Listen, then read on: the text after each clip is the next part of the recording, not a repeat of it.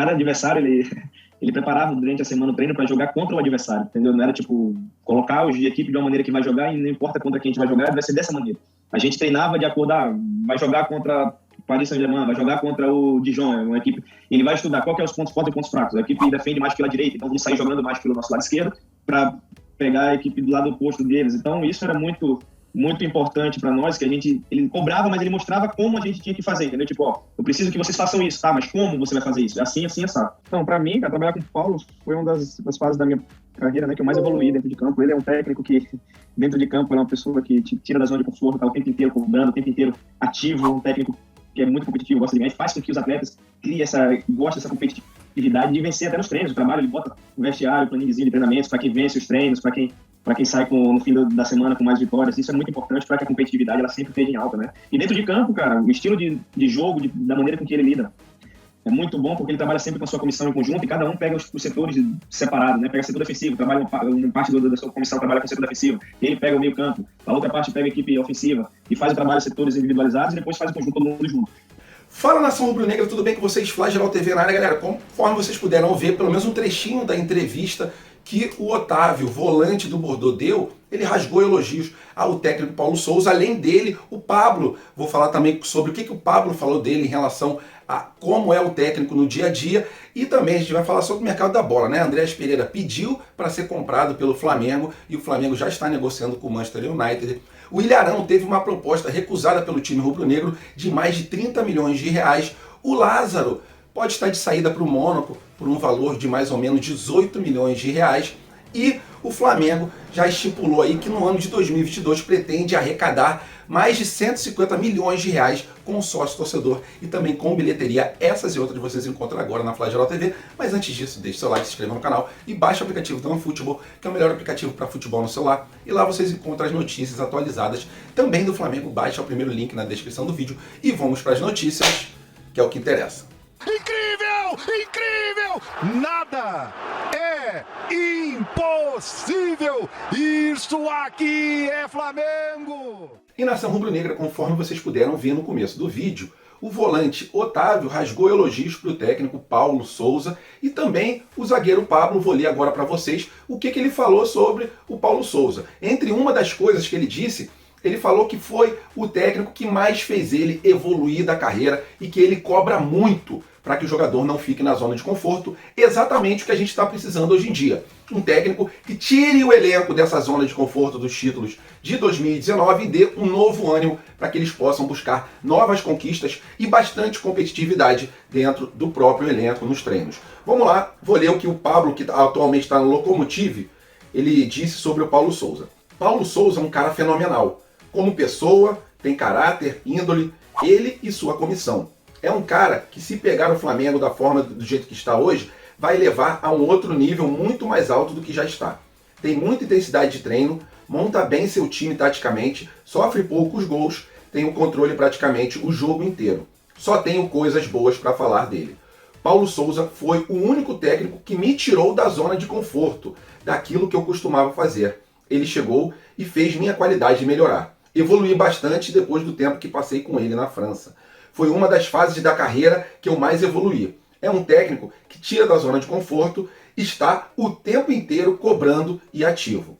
É muito competitivo e faz com que os atletas gostem dessa competitividade para vencer até nos treinos. Ele coloca isso no vestiário de quem sai no fim de semana com mais vitórias no treino. Então, ele coloca o nível de competitividade lá em cima e é isso que a gente está precisando no elenco. Tomara que dê certo.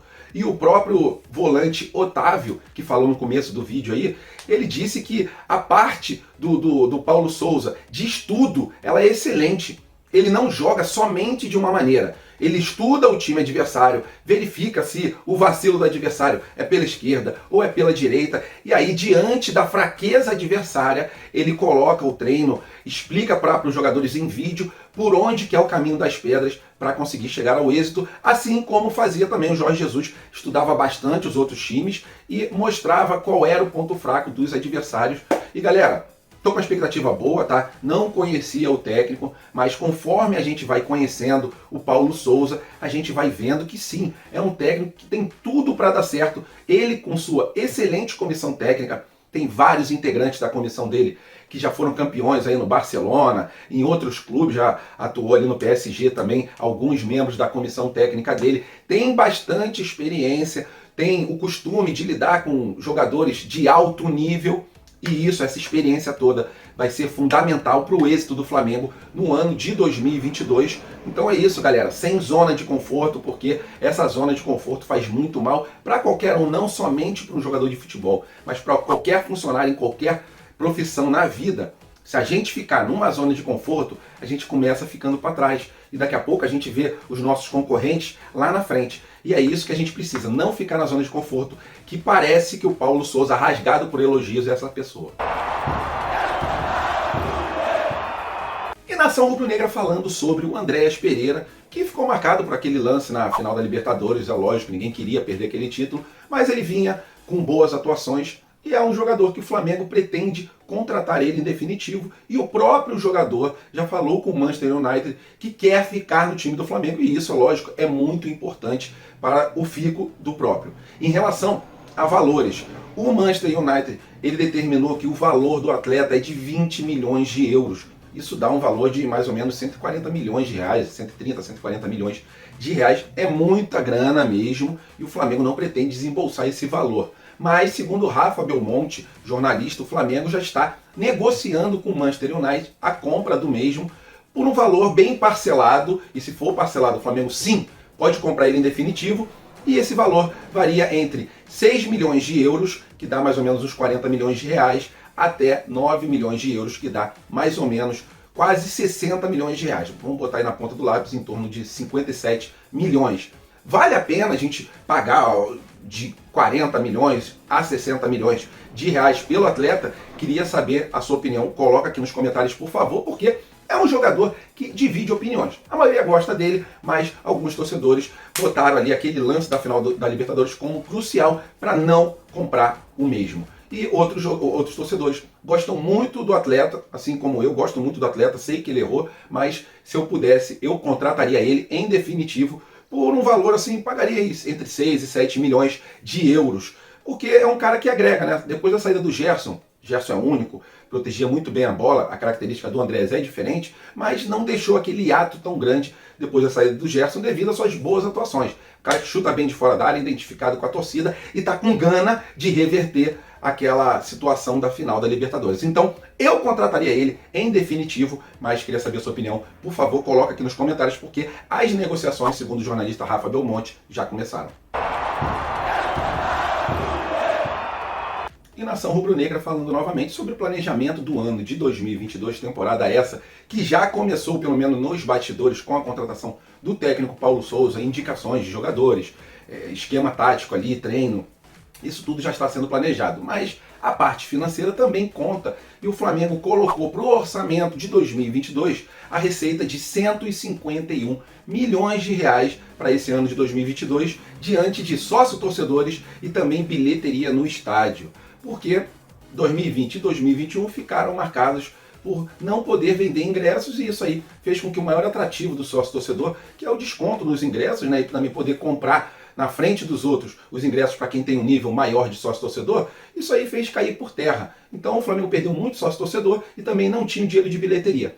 E esses valores vão ser fundamentais para o fechamento do orçamento do ano que está corrente, né, que é o ano de 2022. O Flamengo pretende levantar esse valor porque os estádios agora, graças a Deus, já estão 100% abertos, mesmo diante da pandemia, muita gente vacinada aqui no Brasil, então os estádios estão com 100% de capacidade e isso também vai elevar o nível do sócio-torcedor para um patamar que a gente pelo menos seja parecido com o que a gente tinha em 2019, que a gente chegou a bater 150 mil sócios-torcedores e hoje em dia a gente tem cerca ali de 60 e poucos mil sócios-torcedores. E essa receita é sim de fundamental importância, então só para vocês ficarem sabendo, o Flamengo estima um ganho de 151 milhões de reais para o ano de 2022 com essas duas fontes de renda. E nação rubro-negra, para fechar o vídeo com chave de ouro, vamos falar novamente sobre o mercado da bola. Dessa vez vamos falar sobre dois atletas rubro-negros, o Ilharão e também o Lázaro. O Ilharão que teve uma proposta recusada pelo Flamengo, mais de 30 milhões de reais, né? Em torno aí de 32 milhões, notícia essa passada pelo meu amigo Guilherme do canal Flazoeiro. O Flamengo recebeu essa proposta do Al Tawon, lá da Arábia Saudita, e o Flamengo de pronto já recusou, porque o Ilharão é uma das principais peças do time do Flamengo. Ele tem mais de 343 jogos. Foi escolhido pela Conmebol Libertadores, um dos 11 melhores jogadores da competição, e o Paulo Souza vê também uma importância grande no atleta. Então, atualmente, ele é indispensável para o time rubro-negro, tanto que recusou uma proposta milionária mesmo, quase um terço aí de 100 milhões de reais, né? Quase 33 milhões, isso aí dá praticamente um terço de 100 milhões de reais. Então, não é um valor de se jogar fora, mas o Flamengo vê ali nele uma peça fundamental. E por isso, segundo o Guilherme do canal Flazoeiro, o Flamengo não negociou o atleta, também não pretende negociar tão cedo. Ele que já tem 30 gols em 343 partidas, não é a principal função dele. A função dele principal é dar estrutura para o time, uma boa saída de bola e fazer aquele combate antes da defesa.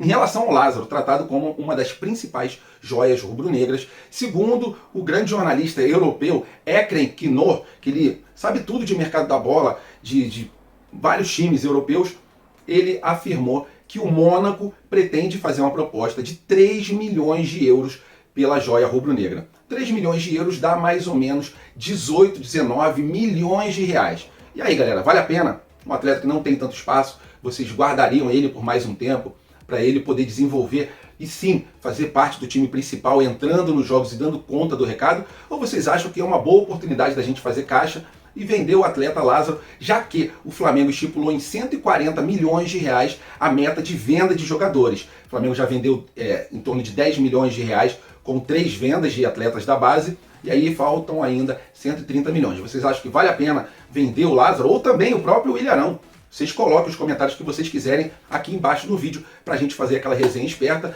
Então é isso, galera. Mônaco de olho no Lázaro, e o Arão teve uma oferta rechaçada pelo time do Flamengo. Então, a princípio, ele fica no rubro-negro para a temporada de 2022. Se gostaram do vídeo, deixe seu like, se inscreva no canal. Tamo juntos, fiquem com Deus, até a próxima e fui!